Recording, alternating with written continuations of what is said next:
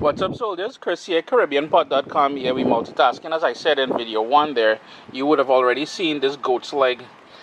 This one here is some ribs. And we're in the backyard. July month of grilling continues.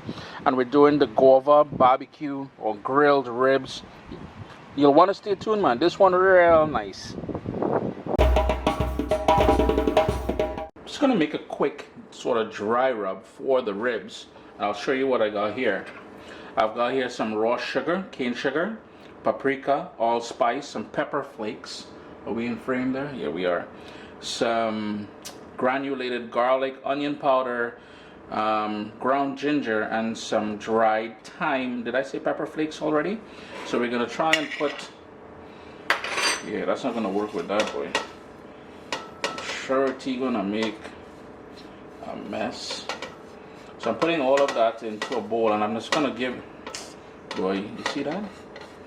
Real kind of jackass move there, yes, Chris? You're gonna have to clean up that cupboard now. And that smoked paprika has some spice to it as well, a kick to it. I'm going with some fresh ground black pepper. And as usual, all the ingredients I use here today will be listed down in the description of the video. And of course, we'll need some salt. And all you want to do now is combine all of that. You notice my onion powder.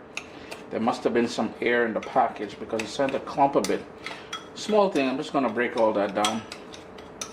Give that a good mix, and then we're going to rub it all over the ribs. So here we go. I got my nice meaty back ribs here. I kept the silver skin on the underside because I want that to sort of hold everything together. It's going to render down. Because typically you'll see a lot of people remove that sort of silver skin in the back there. That's going to hold everything together. Now, bearing in mind that that silver skin is there, there's no real need to season that side. So I have the dry rub, and I'm just going to go on and pour that all over. Then we're going to pat it down. You really want to get all that nice flavor in there. I think I'm making a mess all over the kitchen, but small thing, because I really want this to coat on there really nice. And I'm not going to marinate this long. If you wanted to stick this in the fridge and let it marinate for a couple hours, you can do so.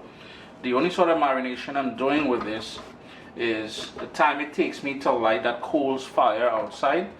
That is as long as this is going to actually marinate for me. Keep in mind, since we're using sugar in this, you don't want this over direct flame at all, or it will burn on you. And you're trying to waste them nice ribs that you bought there, you know. I'll just quickly explain the sort of layout that I have here on my coals fire. I don't know if you guys can see it from above, but it's sort of a semicircle. And I started the fire on this end because I wanted to sort of burn its way around all the way over here.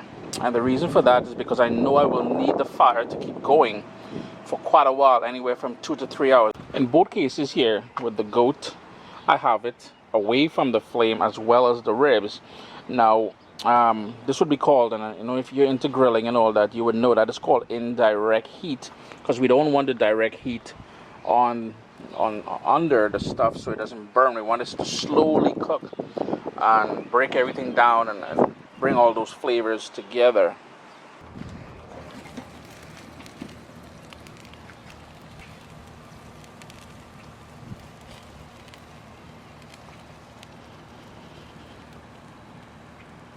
Ribs are starting to come together nicely. I've got the Guava barbecue sauce heating up there now, and it's been going for about 2.5 hours in direct heat.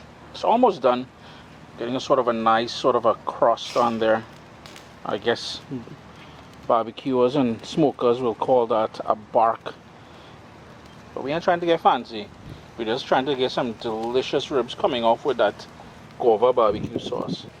The last 20 minutes or so is when I'm going to start going on with that Guava barbecue sauce. And in case if you're wondering, I have been flipping the ribs over, so the underside has been seeing the daylight as well too, in case if you're wondering. I ain't trying to discriminate against the underside of the ribs. But anyways, start putting on that barbecue sauce there. Just look at that.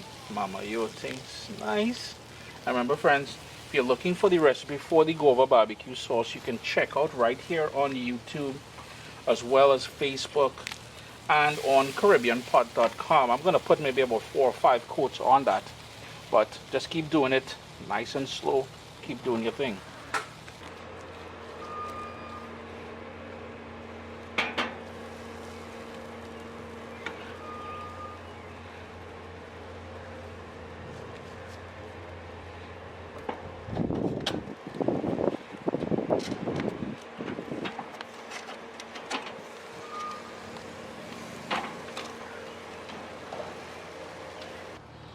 I just put on the last coat of that, and you can notice it's like a glaze now of that Guava barbecue sauce. Chris here, well, it took about 3 hours in total, to be honest with you.